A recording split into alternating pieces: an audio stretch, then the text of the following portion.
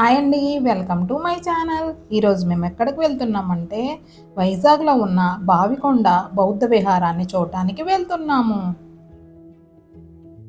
బావికొండ బౌద్ధ సముదాయం భారతదేశంలోని ఆంధ్రప్రదేశ్ రాష్ట్రంలోని విశాఖపట్నం నుండి 16 కిలోమీటర్ల దూరంలో సముద్ర మట్టానికి 130 మీటర్ల ఎత్తులో ఒక కొండపై ఉంది. తెలుగులో బావికొండ అంటే బావుల కొండ అని అర్థం. బావికొండ పేరుకు తగ్గట్టుగానే వర్షపు నీటి సేకరణకు బావులున్న కొండ అని అర్థం.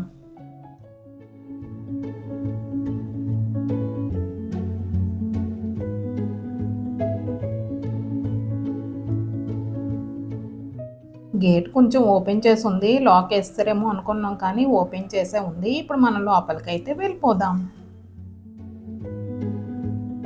అసలు బౌద్ధ మతం ఏంటో ఇప్పుడు తెలుసుకుందాం. బౌద్ధ మతం అనేది ప్రపంచంలోని పురాతన మతాలలో ఒకటి. ఇది సుమారు 1000 సంవత్సరాల క్రితం ఉద్భవించిందంట. మతస్థాపకుడైన బుద్ధ భగవానుడు శాంతి మరియు శ్రేయస్సును విశ్వసించేవారు. అవి తప్పనిసరిగా మతం యొక్క సూత్రాలుగా భావిస్తారు. భారతదేశంలో పుట్టినప్పటి నుండి మతం యొక్క అద్భుతమైన గతం అవశేషాలు ఇప్పటికీ ఉన్నాయి. మరియు వాటిలో ఒకటిగా చెప్పదగ్గది తొట్లకొండ, బొజ్జన్నకొండ, మూడవది బావికొండ. ఇవి పురాతన బౌద్ధ విహారాలు. ఇప్పుడు మనం చూస్తున్నది బావికొండ. అయ్యో, మేము తొట్లకొండ, బొజ్జన్నకొండ బౌద్ధ విహారాలు చూడలేదు అనుకుంటే మీరు మా ఛానల్లో అప్లోడ్ చేశాము, చూడండి.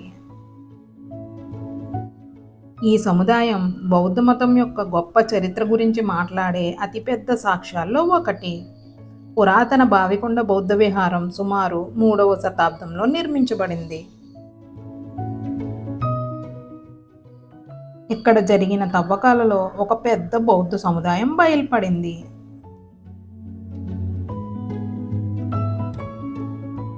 స్థలంలో చేసిన త్రవ్వకాల ప్రకారం కాంప్లెక్స్లో లెక్కించబడడానికి సహాయపడేలాగా అనేక అంశాలు ఉన్నాయి.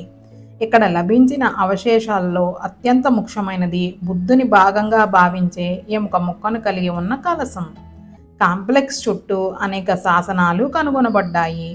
కుండలు, పేటికలు, టైల్స్ మరియు నాణాలు కూడా పురావస్తు శాఖ ద్వారా సైట్ నుండి స్వాధీనం చేసుకున్నారు.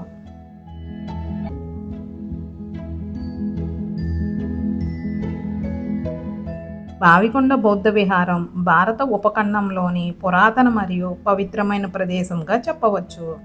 ఈ ప్రదేశం యొక్క పేరు మీ ప్రాంతం చుట్టూ ఉన్న అనేక బావులను సూచిస్తుంది.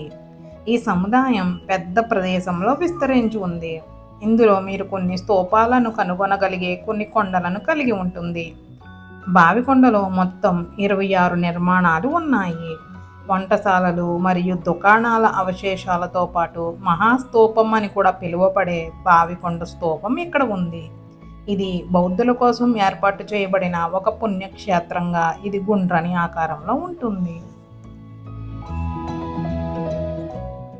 బావికొండ ఆసియాలోని అత్యంత పురాతనమైన మరియు అత్యంత పవిత్రమైన బౌద్ధ కేంద్రాలలో ఒకటిగా పరిగణించబడుతుంది. తెలివిగా స్తూపాలుగా చెక్కబడిన కొండల శ్రేణితో ఈ ప్రదేశం ఇండోనేషియాలోని బొరోబుదూర్ను పోలి ఉంటుంది. అసలు స్తూపం అంటే ఏమిటో తెలుసుకుందాం. స్తూపం అంటే సాధారణంగా అర్ధగోళాకారంలో కనబడే బౌద్ధ నిర్మాణం అని చరిత్రకారులలోని వాడుక. దీనిని చైత్యం అని కూడా అంటారు. ఇవి మొత్తం 3 రకాలు. బుద్ధునివి కానీ, ప్రముఖ ఆచార్యులుగా అయిన అవశేషాలపై నిర్మించినవి కానీ, భిక్షపాత్ర వంటి వస్తువులపై నిర్మించినవి, ధాతువులు లేకుండా స్మారక చిహ్నంగా నిర్మించినవి. ఇవి వెడల్పాటి స్తంభంపై అర్ధగోళం ఆకారాన్ని కలిగి ఉంటాయి. దీని చుట్టూ ప్రదక్షిణకు దారి, ఆ తరువాత ప్రాకారం కలిగి ఉంటాయి.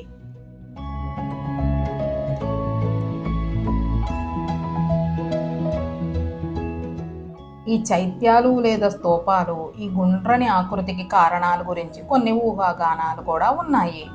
అవి ఏమిటి అంటే ఉదయించే సూర్యుని చిహ్నం కావచ్చు అని, లేదా జీవితం బుడగ వంటిది అని సూచించవచ్చు.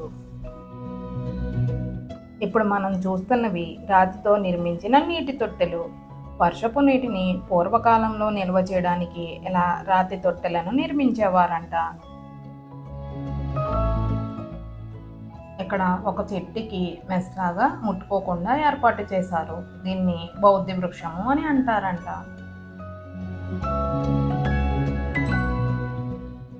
బావికొండ స్తూపాలు వాటి నిర్మాణాలు చూడటం అయితే అయిపోయింది. ఇప్పుడు మేము దగ్గరలో ఉన్న దివీస్ బ్రిడ్జ్ బీచ్ చూడడానికి వెళ్ళిపోతున్నాము. బావికొండ నుంచి దివీస్ బీచ్కి వెళ్ళాలి అనుకుంటే 36 కిలోమీటర్లు అంటే 60 మినిట్స్ టైం పడుతుంది. కానీ వైజాగ్ నుంచి రావాలి అనుకుంటే 61 కిలోమీటర్స్ అంటే 1 అవర్ 30 మినిట్స్ టైం పడుతుంది. దివీస్ వంతెన ఆంధ్రప్రదేశ్లోని విశాఖపట్నంలో ఉంది. ఈ వంతెన నగరం యొక్క మౌలిక సదుపాయాలలో ముఖ్యమైన భాగంగా చెప్పవచ్చు మరియు ఒక ప్రసిద్ధ పర్యాటక ప్రదేశంగా భావించవచ్చు. దీనిని నిర్వహిస్తున్న దివీస్ ఫార్మాస్యూటికల్ కంపెనీ పేరు మీద వంతెనకు పేరు పెట్టారు. ఇదేనండి దివీస్ ఫార్మాస్యూటికల్ కంపెనీ. ఇక్కడ గేట్ నెంబర్స్ ఉన్నాయి 1, 2, 3, 4 అని. ప్రతి ఎంట్రన్స్ గేట్ దగ్గర ఆర్చ్ ఇలా టెంపుల్ వాతావరణాన్ని మనకి తెప్పిస్తుంది. టెంపుల్ దగ్గరికి వచ్చామా అన్నట్టు చాలా బాగా డిజైన్ చేశారు.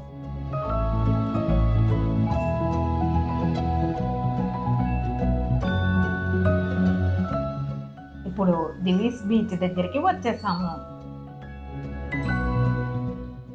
ఎంట్రన్స్లో గేట్ కనబడుతుంది కదండి, అదైతే కంపెనీ వాళ్ళది అనమాట. దివీస్ కంపెనీ వాళ్ళది.